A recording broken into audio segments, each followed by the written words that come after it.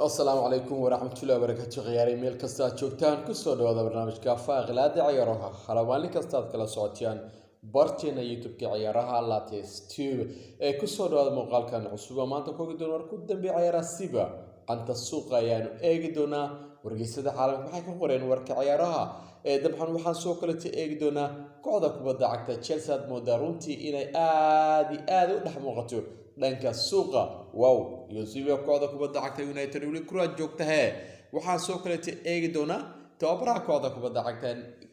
Crystal Palace oo ka hadlay tababaraha cusub ee naadiga Man United isagoo u dagay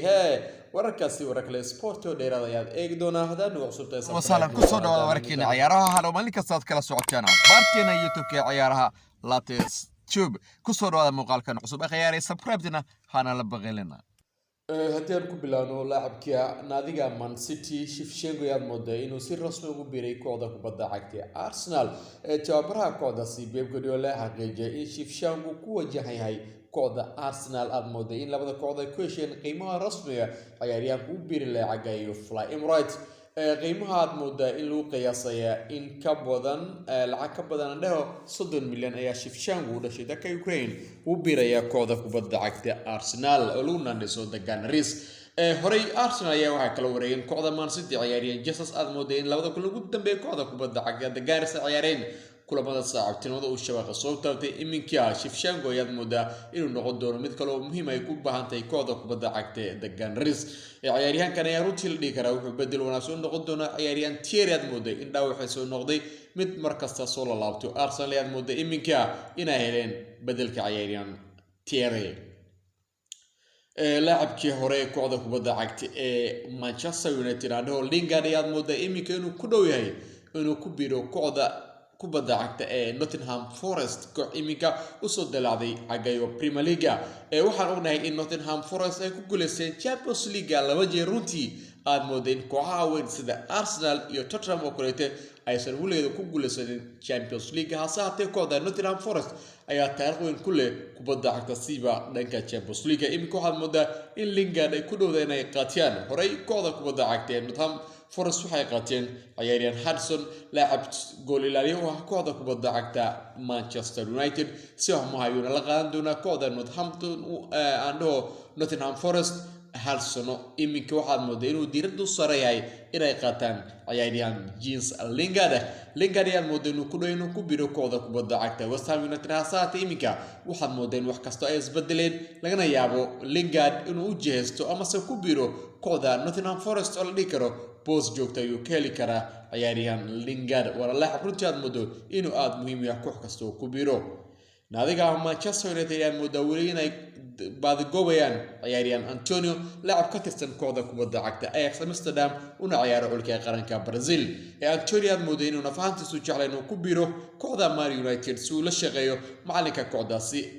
Erik ten Hag horey kooxda United waxa kala soo wareegay naadiga Ajax ciyaaryahan Lisandro Martinez iminkasi waxay diiradda saarteen ciyaaryahan Antonio la dhigi karo wuxuu bedel wanaagsan noqon karaa haddii maqbuultay ciyaaryahan Arsenal moodina xaaladiisu ay tahay mid aan wanaagsan laga yaabin isku tago kooxda hasaat wararka u dambeeyay waxay sheegayaan in ay diiday kooxda kubadda cagta Atletico doonay inuu ku biro madaxweynaha kooxdaasi wuxuu la kulmay wakiilka ciyaaryahanka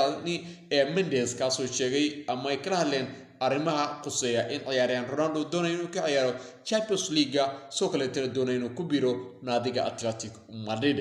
madaxweynaha wuxuu yiri runtii aad ay u mahadsan tahay Mendes Ronaldo waa laacib weyn runtii hasaatee iminka diyaar umani inaanu qaadano Ronaldo sababtoo ah mishaarkiisa waalidayad moodaynaysan kooxda awoodin soo kale kooxda PSG ay hore diiday waxa soo kale diiday kooxda kubadda cagta Bayern Munich halkaad mooday iminka kooxda kale laga yaabo haddii macquulta ay ku biro ay noqon karto kooxda kubadda cagta Chelsea inkastoo macalinka kooxdaasi Thomas Tuchel uu sheegay in kooxda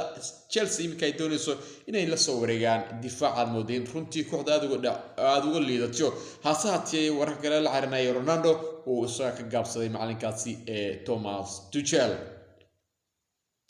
naadiga Chelsea ayaa mooday iminka inay diiradda u saaran tahay ciyaaryahan Kunde laacib ka tirsan kooxda kubadda cagta Sevilla koox ka ciyaarta horyaalka dalkaasi Liga Isbaanishka hore waxa la soo wareer ciyaaryahan Qalubay ka soo qaateen naadiga Napoli ahna koox ka ciyaarta dalka Talyaaniga soo kale soo qaateen ciyaaryahan Sterling laacib muhiim u ah kooxda kubadda cagta City iminkase si rasmi ugu biray naadiga Blues iminka Conte ayaa diiradda u saaray macalinkaasi ee Thomas Tuchel waxaana ciyaaryahankan ay ku qiimaysaa kooxdiisa Sevilla dhuldan 35 milyan ilaa 40 milyan Chelsea ayaa laga yaabaa maalmaha soo socdo haddii ay labada kooxood ka hesheen qiimaha rasmi ciyaaryahanka ku soo biray kooxda ay ku dhawaaqi doonto sidaa waxaa yidhi macalinka kooxda Chelsea ee Thomas Tuchel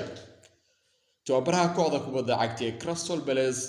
ahna laacibka kooxda kubadda cagta The Gunners Patrick Vieira ayaa sheegay in kooxda kubadda cagta United iminka ay tahay runtii la dhihi karo kooxdu dib ay ugu soo laabatay wadadii guusha iyagoo 3 kulan ka mid ah kulanka saacaduna badisay iyagoo ka badiyeen kooxda kubadda cagta Liverpool soo kale ka badiyeen kooxda kubadda cagta Melbourne Victory soo kale kulanku dambe ka badiyeen naadiga Crystal Palace uu maamulo macallin Patrick Vieira wuxuu yiri runtii kooxda United iminka waxaad muddo qayb ciyaaroodkoodu yahay mid aad u wanaagsan isku dhibitaanka Browniga iyo liba rajada kooxdaad muddo in kooxdu u ciyaarayso sidii hore ay United ahaan jirtay tababare Erik ten Hag ayaa wuxuu yiri runtii wuxuu qalqal gelin doonaa tababarayaasha clubs iyo Pep Guardiola wuxuu ka mid noqon doonaa koox u dagaalami doono horyaalka Premier League ciyaagan cusub si uu sheegay wargeyska Daily Sport ka soo baxay dalka Talyaaniga soo kale Patrick Vieira ugu dagay macallimiinta kala ah Klopp iyo Pep Guardiola inay sayiraasaneen macallin Erik ten Hag iyo kooxdiisa muddo iminka inay ku runtii isfahmay qaab walba ay noqoto kooxdu waxay tahay mid aad u wanaagsan wararkii ciyaaraha akhyaaray wanaagsan